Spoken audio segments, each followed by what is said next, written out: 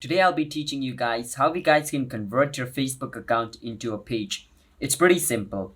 First you want to click on menu at the bottom right of your screen, and once you're inside your menu you want to click on your Facebook profile picture at the top. So mine says Kevin Witchy. I will click on it. Once you click on it, it's going to take you to your Facebook profile. From over here you can see the three dot. You want to click on that and scroll all the way down, and you're going to see this option called turn on professional mode. You want to click on that and turn your account into a professional account. So click on turn on and wait for some time now. And as you guys can see, my account has successfully been turned into a professional account. Now in my case, I just had to click a button, but in your case, they might ask you to do some extra stuff, depends on your account, alright? So complete this turning your account into a professional account step. Once you do it, just go back and visit your profile. And as you guys can see over here, now my account is a page.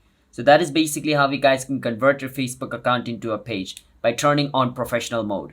So if you guys found our video helpful, then hit the subscribe to our channel one step for future videos like this. I'll see you guys next time.